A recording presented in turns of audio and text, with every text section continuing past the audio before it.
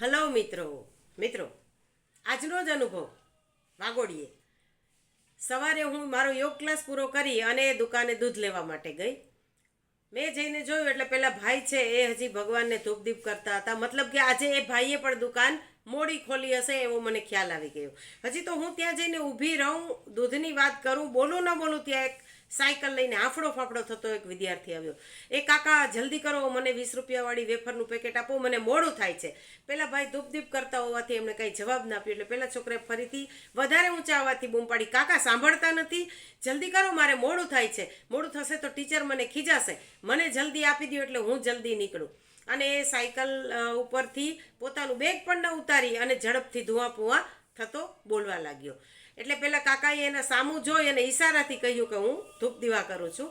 હજી એ ભાઈ કંઈ સમજે કે એ દીકરો હજી કંઈ વાત સમજે એ પહેલાં તો એક માતા આવી અને કાકા જલ્દી કરો, મને 2 દૂધની થેલી આપો, મારે છોકરાને જલ્દી સ્કૂલે મૂકવા જવું છે, ત્યાંથી આવીને ઘરવાળાનું ટિફિન કરવાનું છે, પછી મારે પણ નોકરીએ જવાનું છે, કેટલું કામ છે યાર, મને ટાઈમ જ નથી, મને મોડું થાય છે કાકા. પેલો છોકરો પણ કહેવા માંડ્યો, કાકા મને મોડું થાય છે, જલ્દી કરો જલ્દી કરો.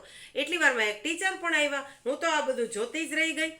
ટીચરે આવીને કીધું, કાકા જલ્દી કરો, મને પણ આ એક પેકેટ આપી દો, મારે તો થંબપ્રિન્ટ મારવાનો છે, જો હું જરા પણ મોડી પડીશ ને તો મારી રજા ગણાઈ જશે.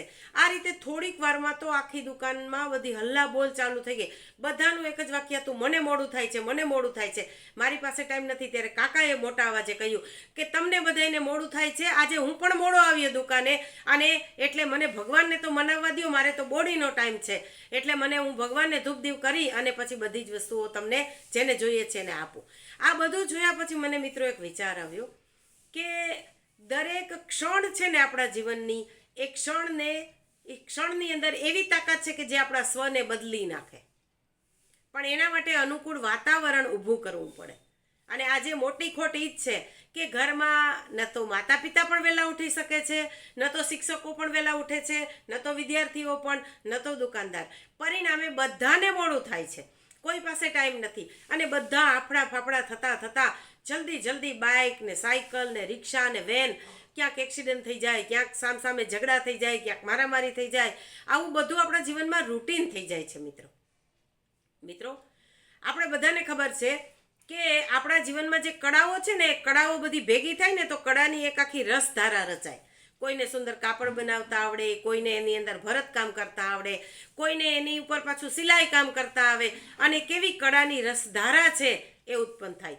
એવી જ રીતે જો માનવીઓના મન છે એ મનને સરસ રીતે જો વાળવામાં આવે, એને જો શિસ્તના પાઠ ભણાવવામાં આવે તો એક સુંદર મજાની માનવતાની રસધારા પણ રચાઈ જાય. પણ એ રચવા માટે શરૂઆત સ્વથી કરવી પડે.